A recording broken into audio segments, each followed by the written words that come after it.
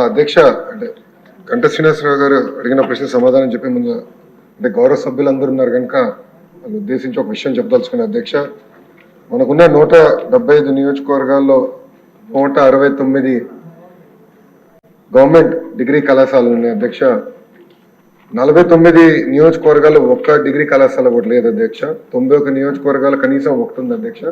27 నియోజకవర్గాల్లో 2 ఉన్నాయి అధ్యక్ష. 8 నియోజకవర్గాల్లో 3 గవర్నమెంట్ డిగ్రీ కళాశాలలు ఉన్నాయి అధ్యక్ష.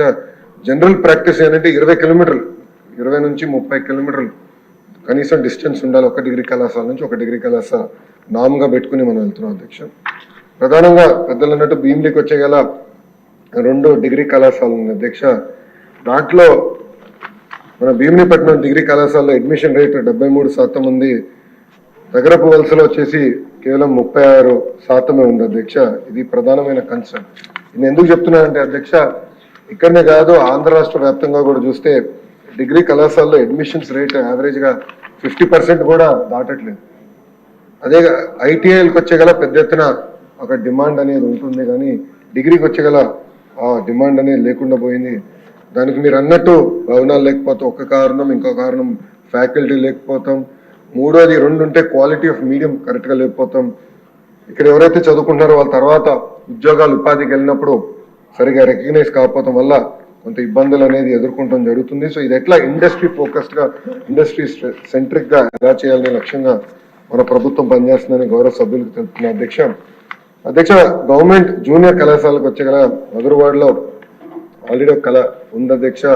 కళాశాల ఫస్ట్ ఇయర్ 128 మంది విద్యార్థులు ఉన్నారు. సెకండ్ ఇయర్ 84, 2 కలిపితే 212 మంది విద్యార్థులు ఉన్నారు అధ్యక్ష.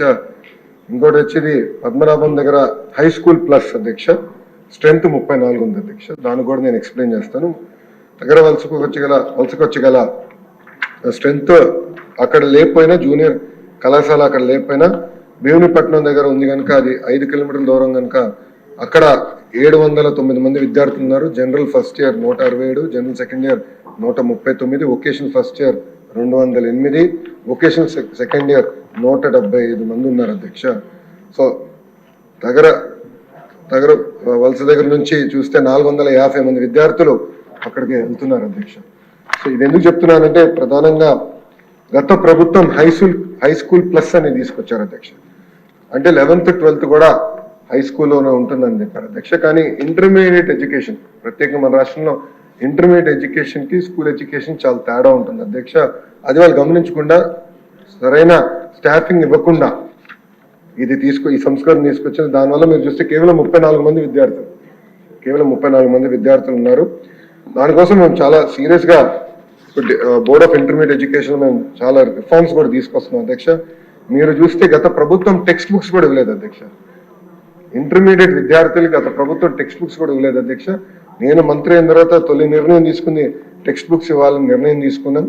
అంతేకాకుండా టీచింగ్ ని బలోపేతం చేయాలి, విద్యార్థుల్ని అసెస్ చేయాలి, ఏబిసి కేటగిరీ కింద అసెస్ చేసి ఏ విద్యార్థులకి అయితే అడిషనల్ సప్లిమెంటేషన్ అవసరం ఉందో వాళ్ళకి మెరుగైన బ్రిడ్జ్ కోర్సులు ఏర్పాటు చేసి వాళ్ళని ఎట్లా ఇంప్రూవ్ చేయాలని దానిపైన కూడా మేము వర్కౌట్ చేస్తున్నాం అధ్యక్ష.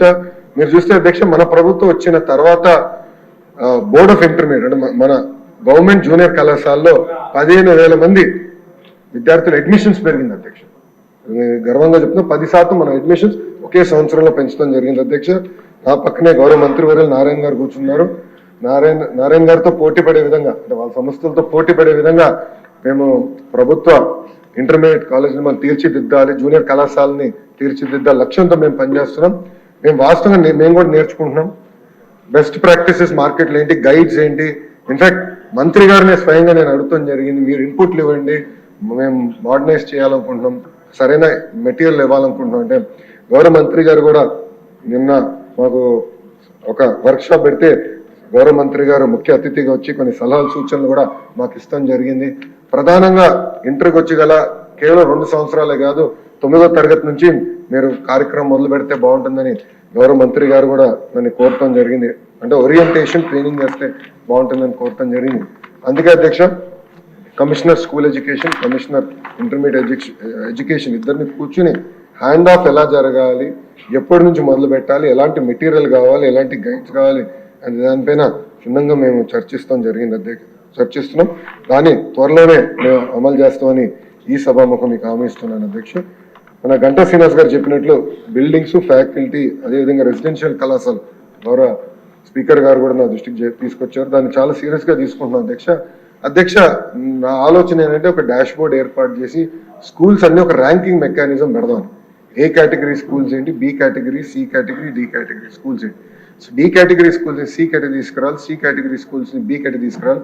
ఇన్ఫ్రాస్ట్రక్చర్ ఒక భాగం అవుతే ఉపాధ్యాయులు అంటే ఎంతమంది ఉపాధ్యాయులు ఉన్నారో అది రెండో భాగం. మూడో భాగం అవుట్కమ్ ఏంటి అంటే ఫండమెంటల్ లెర్నింగ్ అవుట్కమ్స్ ఎంతవరకు ఉన్నాయి, పిల్లలు ఎంతవరకు పర్ఫామ్ చేయగలుగుతున్నారు, దానిపైన కూడా క్షుణ్ణంగా మేము అది టెస్ట్ కూడా ఏర్పాటు చేసి అది ట్రాన్స్పరెంట్ గా అటు పక్కన ఉపాధ్యాయులకి, ఇంకో పక్కన విద్యార్థులు తల్లిదండ్రులు కూడా తెలియజేయాలని లక్ష్యంతో మేము పనిచేస్తున్నాం అధ్యక్ష.